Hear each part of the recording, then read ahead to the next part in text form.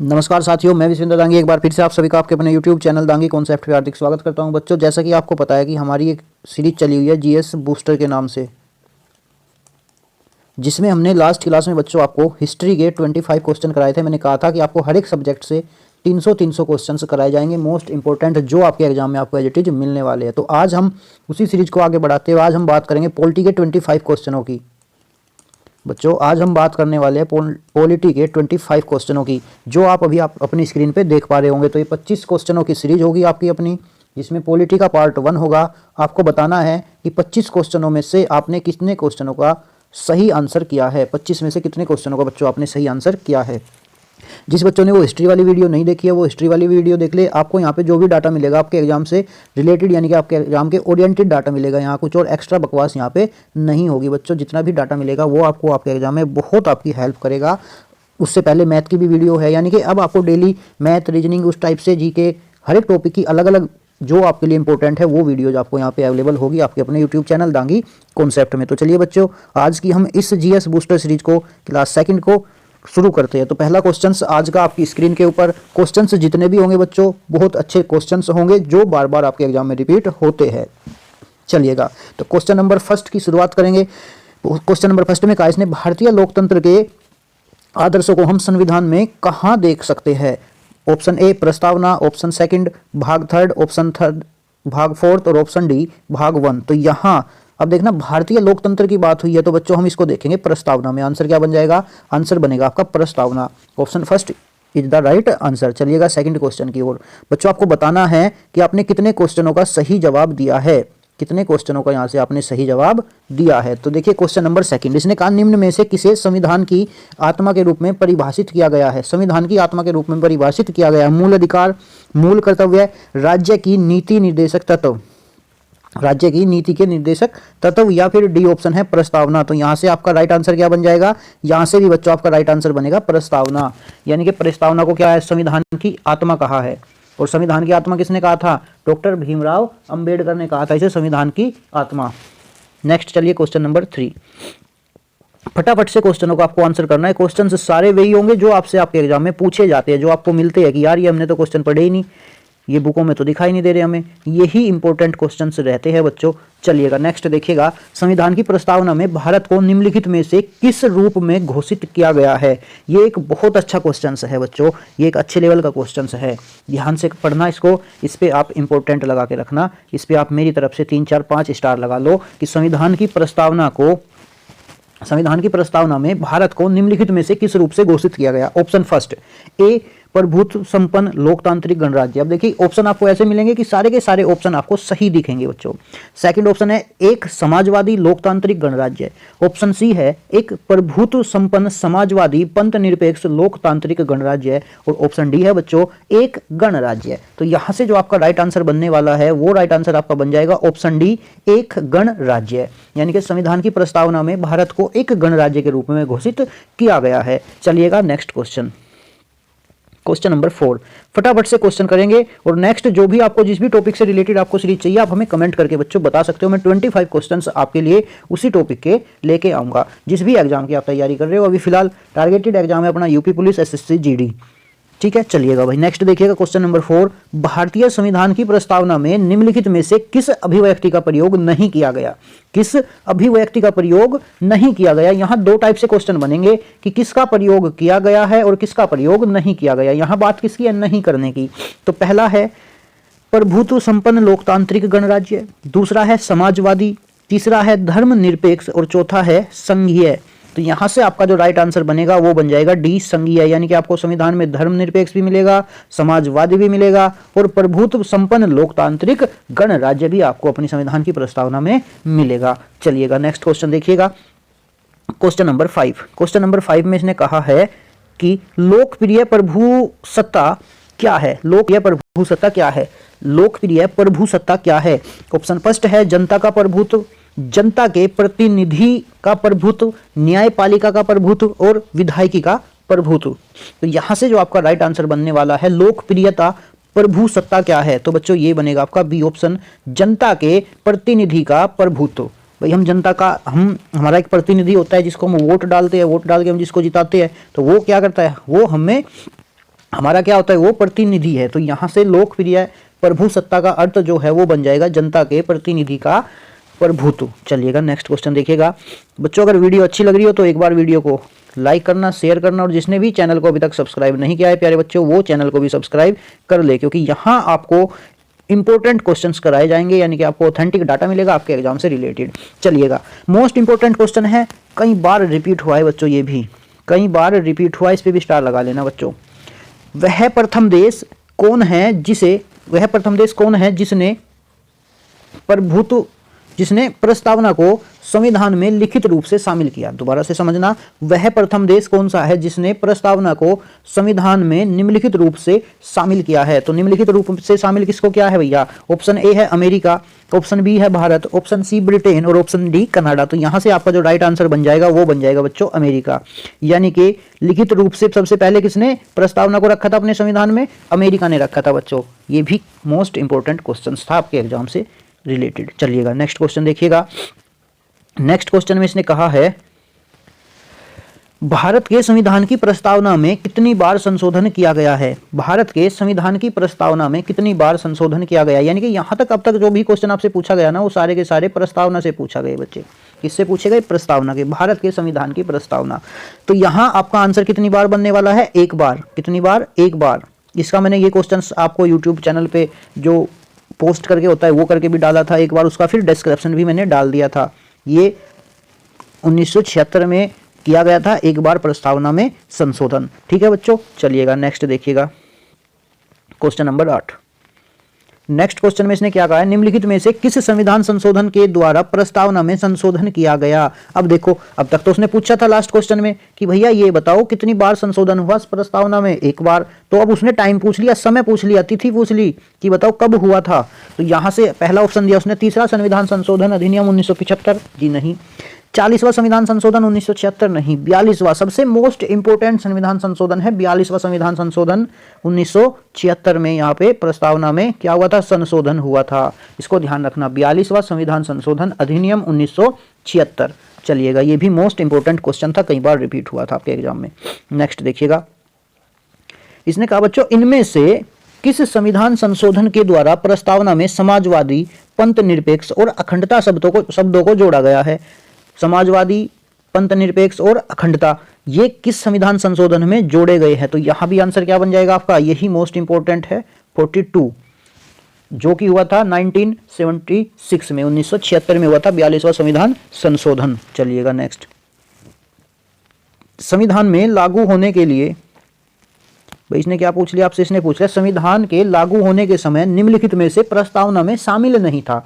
अब इसको देखना, क्या शामिल इसने क्या कहा बच्चों? इसने कहा है कि शामिल नहीं था, यानी कि इस नहीं पे फोकस करना, जो उस टाइम इसमें नहीं था। तो यहां आंसर क्या करोगे? स्वतंत्रता जी थी, समानता जी थी, समाजवादी थी, न्याय था। तो जब ये चारों थे तो अलग क्या है? वही आपको ढूंढना है कि कौन सा इसमें नहीं है बच्चों, कौन सा इसमें नहीं है, यही आपका क्वेश्चन है। तो यहां से देखोगे आप ऑप्शन क्या दिए? स्वतंत्रता, समानता, समाजवादी और न्याय। तो यहां से आपका आंसर जो बनेगा बच्चों, स्वतंत्रता भी थी, समानता भी थी और न्याय भी था, लेकिन समाजवादी को उसमें नहीं रखा गया था। समाजवादी प्रस्तावना में शामिल नहीं थी संविधान लागू होने के समय। ठीक है बच्चों, चलिएगा नेक्स्ट क्वेश्चन।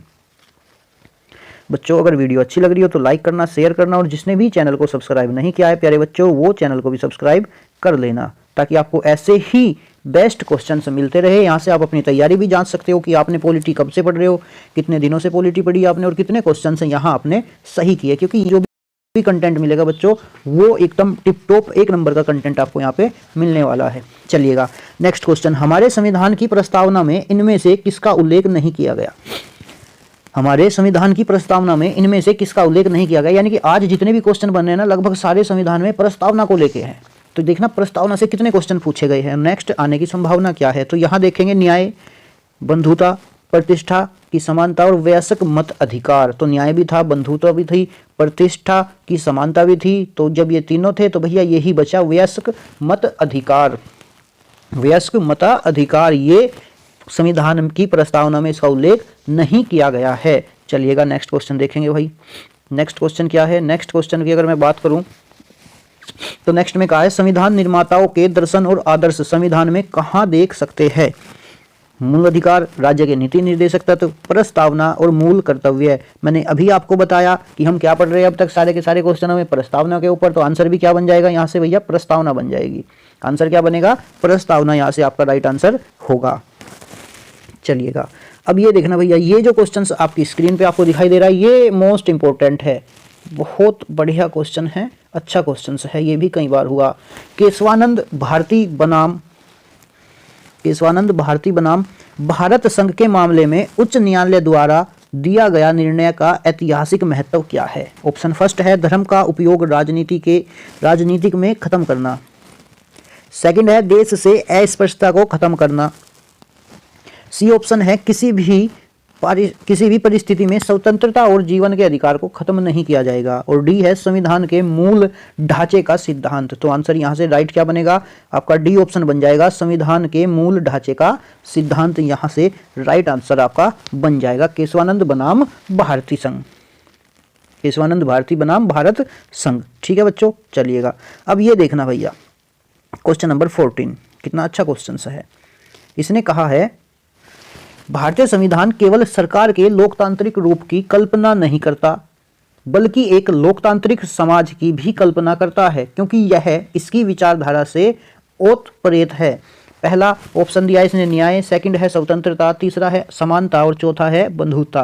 फिर इसने ऑप्शन के भी ऑप्शन दे दिए कि बताओ पहला और दूसरा सही है, दूसरा और तीसरा सही है, पहला और तीसरा सही है, पहला दूसरा तीसरा चौथा सारे सही है। तो यहाँ से आपका आंसर क्या बनना चाहिए भैया, यहाँ से देखो न्याय भी है, स्वतंत्रता भी है, समानता भी है और बंधुत्वता भी है, यानी कि चारों के चारों क्या है, चारों के चारों यहाँ पे आपको सही मिलने वाले हैं। भाई ये भी है संविधान में, ये भी है, ये भी है और ये भी। तो यहाँ से जो आपका राइट आंसर होगा वो क्या बन जाएगा, डी वाला बन जाएगा, 1 2 3 और 4। बात समझ पाए।